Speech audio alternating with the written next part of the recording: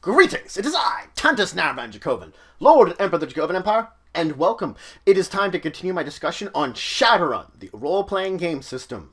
We were diving into a very important part of Shadowrun last time, security. It's the main thing you're going to encounter other than, well, other people that might shoot you. But let's continue with technical security, which I began with the basics of. I'm going to go over a bunch of types of technical security you can encounter today. Let's start with the very basics of technical security, the alarm. The alarm is some kind of sensor, when triggered, will basically let security know. It could be let guards know, it could let a hacker or rigger know, it could let basically anybody that might be patrolling the area and might want to know about the fact that someone's in an area they shouldn't be, know about it. Now, an alarm could be on an entire building, it could be in a certain section, it could even be within a window or a door. For a window, it could be set up in such a way that if you would break the glass, that would set off the alarm. The fact is, this alarm, when it goes off, could be silent, where only security knows that's been set off, that you don't know when security alerts itself. Or it could be the blaring lights, blaring klaxons that you get sometimes in various movies and such like that. Because there are alarms like that that are like, whoop, whoop, whoop, loud and bright, and let everyone know in the neighborhood that, guess what?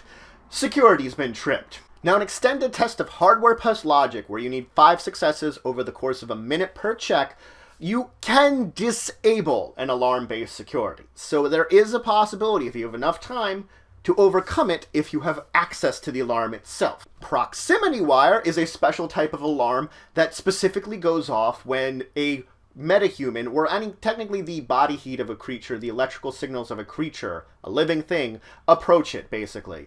If you get close to it, you set it off. It's mainly for metahumans, but other critters can possibly set it off, too. You have to be within 2 meters of it. Now, this is often used in some type of fencing, that means that while you're crossing over the fencing that might look like it just has barbed wire, it's got a proximity wire in there, and guess what? Someone knows someone's crawling over the fence, or at least attempting to. These are actually also often used with motion sensors, so that they know that something's moving and they know that something's near something. Now let's talk about trip sensors. Trip sensors basically often function with an alarm, so that if the sensor is tripped, an alarm goes off.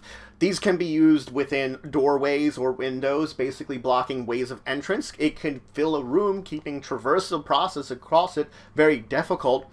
It oftentimes will have very few sensors, and then basically use mirrors to beam whatever they're beaming across, whether it's some kind of laser or infrared beam throughout the room to basically make a labyrinth of difficulty crossing over it. You will require a Perception plus Intuition 2 test in order to notice your visible beams, or Difficulty 3 test to notice ultraviolet beams. If you have like smoke or some kind of spray, you can give yourself a +2 difficulty to notice this, but sometimes depending on the particle size, you might have to worry about tripping the beam itself also.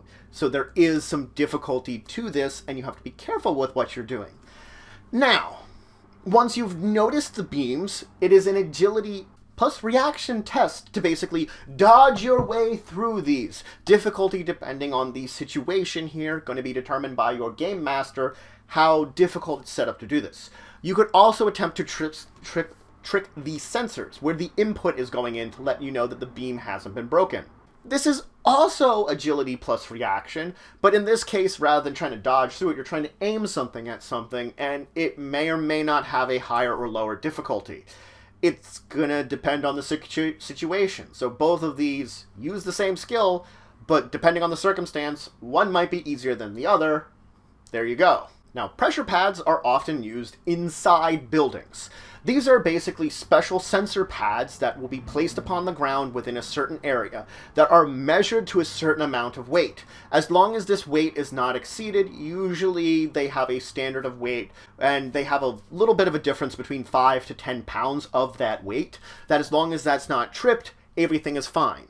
This might account for basically guards on patrol through an area where more than one character moving across it would set it off, while just one moving through this pressure pad would not, because the guard, again, we do have a weight kind of variance in there, but it's usually only 5 to 10 pounds. Now, pressure mesh is in fact slightly less accurate, but is often used outside within certain grounds to once again detect whether basically a certain amount of weight is within a certain area.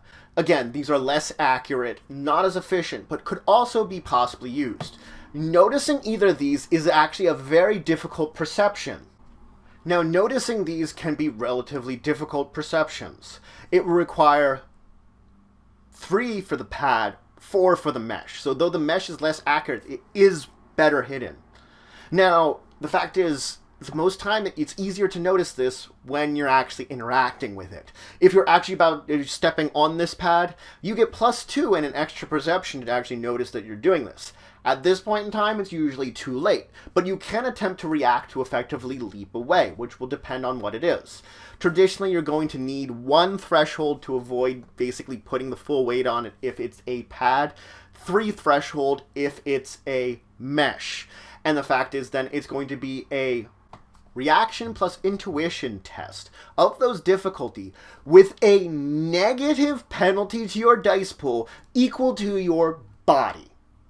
That's the caveat here. The heavier you are, the harder it is for you to keep your weight from going onto this pad and from setting it off when you notice that, oh my, I'm stepping on something and triggering it. Again, this is even if you notice it in the first place, because yeah, you get some bonuses to notice if you're stepping on it, but 2 dice? Reducing the difficulty by 2? Still is a minimum of 1 for the pad, 2 for the mesh, which still you might not be able to notice it. Now, sensors are the primary way that basically technical security notices something, and they're often linked to alarms. Motion sensors detect when there is movement nearby to them. They use ultrasound vibration. Basically, they use ultrasound to detect where something is moving within their region. An ultrasound detector set to passive within 5 meters of this area will detect it. At that point in time, you can try to avoid it. The easiest way to avoid it is to, well, move slowly. If you move no more than half a meter a turn, a combat turn, you can and you also make a infiltration plus agility 3 test with a negative penalty equal to the number of initiative passes you have, you can get across here successfully. Because the more initiative passes, the more jittery, the quicker you want to go, and going this slow is so hard. But you could do it, and you could theoretically pass through this area. Now, sound or vibration sensors will pick up on just that, sound and vibration. They usually have certain types of sounds and vibrations that have been programmed into them that when they recognize these, they ignore them. Anything else, they will detect and they will react to basically setting off an alarm. You could use an infiltration plus agility 3 test to basically make it that you're avoiding making any real amounts of noise. You're basically keeping very quiet and hopefully not setting off the sensor there. You're basically minimizing your noise. You don't have to worry about it. On the other hand, there are some sensors specifically set up to go off when they hear certain sounds, such as gunfire. Basically, if it hears a shot, it goes off. These are specifically made to detect noises that would be associated with people breaking and entering to a building.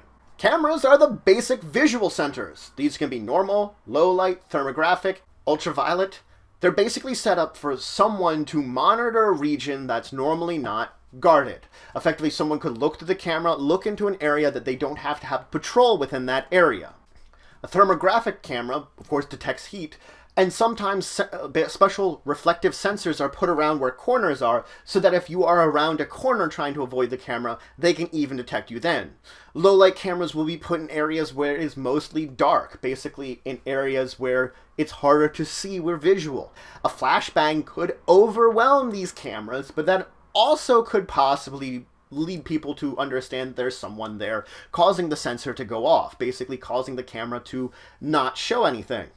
Maybe. Now, many cameras can be spotted. How difficult it is to spot them, it depends on how well they're hidden. A basic micro camera has a difficulty 3 perception to notice it. Then this will be modified by, of course, how well it has been hidden within the area that it is. Most of these will be on some kind of pivot or mount, allowing them to sort of move around and look over an area trying to detect it.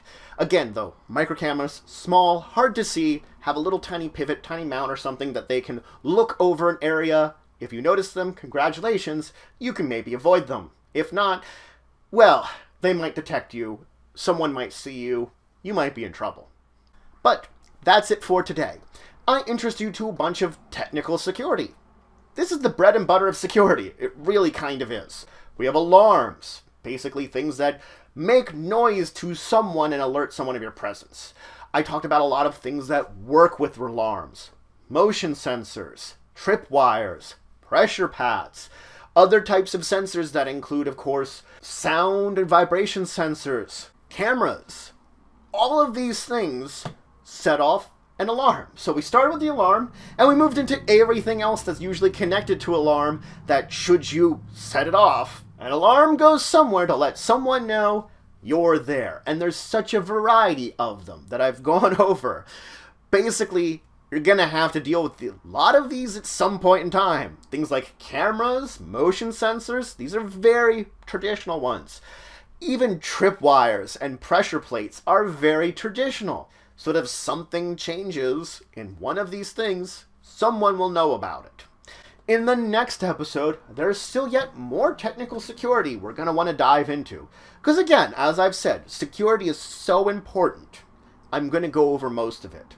I'm going to let you know about most of this security so that you're ready to deal with it and to use it either in your games or that you know that there are things like this out there as a player. But if you have any questions, comments, anything you want to say, anything you think I left out, please leave in the comments below. Please like, share, and subscribe. It shows for the channel, the Empire, the work I do. If you want to show some extra support, you can always check out my Patreon. Link description below. There's some great rewards there. It helps to grow and improve the channel and the Empire. Regardless, until the next time, I bid you farewell.